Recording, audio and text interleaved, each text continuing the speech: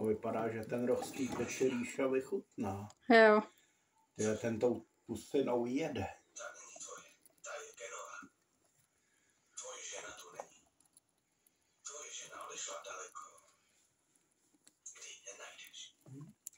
Jemu ten telefon nevadí, on se natočit nechá. Ale jedinej on, ve. Ale mu to jdou parchanti ukrást. No já na něm laskám, aby vždycky zalezli do domečku. Jdi! Nechte tatínka najíst, parchanti. My vám taky nic nejíme z misky.